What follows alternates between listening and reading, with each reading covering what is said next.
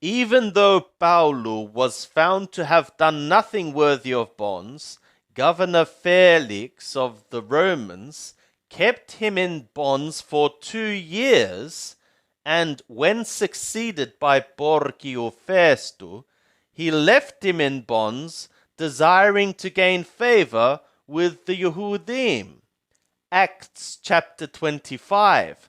Festo, therefore, having come into the province, after 3 days went up to Hierosoluma from Caesarea. And the chief priests and the principal men of the Yehudim informed him against Paulo, and they besought him, asking a favor against him, that he would send for him to Jerusalem, laying a plot to kill him on the way. Howbeit, Festo answered that Paulo was kept in charge at Caesarea, and that he himself was about to be going out thither in swiftness. Let them therefore, saith he, that are of power among you go down with me, and if there is anything amiss in the man, let them accuse him. And when he had tarried among them not more than 8 or 10 days, he went down to Caesarea, and on the morrow he sat on the judgment seat, and commanded Paulo to be brought. And when he was come, the Yehudim that had come down from Hierosolymon stood round about him, bringing against him many and grievous charges which they could not prove. While Paulo said in his defense, neither against the law of the Yehudim, nor against the temple, nor against Caesar have I sinned at all. But Festo, desiring to gain favor with the Yehudim, answered Paulo and said, Wilt thou go up into Hierosoluma, and there be judged of these things before me?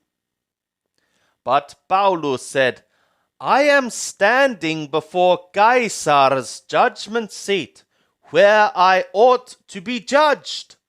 To the Yehudim have I done no wrong, as thou also very well knowest.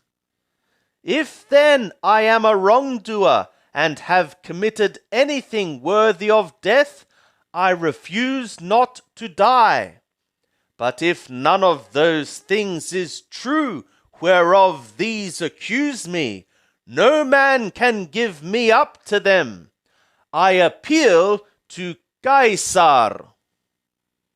Then Festo, when he had conferred with the council, answered, Thou hast appealed to Caesar. To Caesar shalt thou go.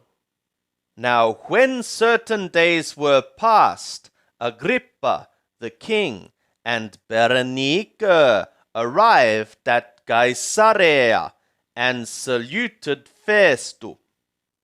And as they tarried there many days, Festo laid Paulo's case before the king, saying, There is a certain man left a prisoner by Felix, about whom, when I was at Hierosoluma, the chief priests and the elders of the Yehudim informed me, asking for a guilty verdict against him. To whom I answered that it is not the custom of the Romani to give up any man before that the accused have the accusers face to face, and have had opportunity to make his defense concerning the matter laid against him. When therefore they were come together here, I made no delay, but on the next day sat on the judgment seat, and commanded the man to be brought.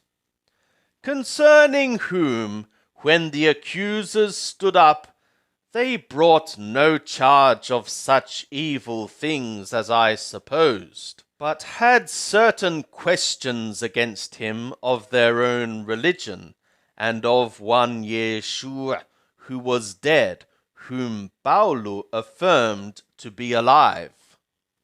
And I, being perplexed how to inquire concerning these things, asked whether he would go to Hierosoluma and there be judged of these matters.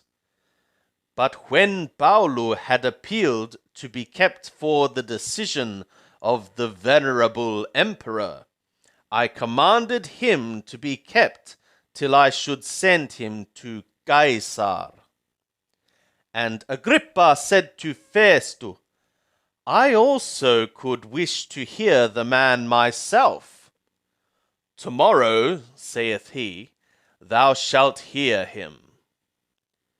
So on the morrow, when Agrippa was come, and Berenice with great pomp, and they were entered into the place of hearing with the 1,000 rulers and the principal men of the city, at the command of Festo, Paulu was brought in. And Festo saith, King Agrippa, and all men who are here present with us, ye behold this man, about whom all the multitude of the Yehudim made suit to me, both in Hierosolymos and here, crying that he ought not to live any longer.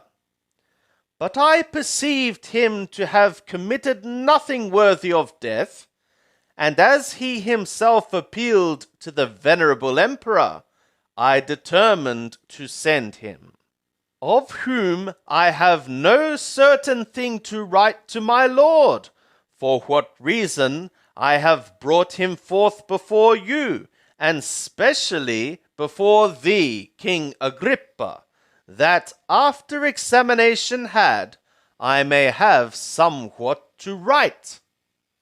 For it seemeth to me unreasonable in sending a prisoner, not withal to signify the charges against him.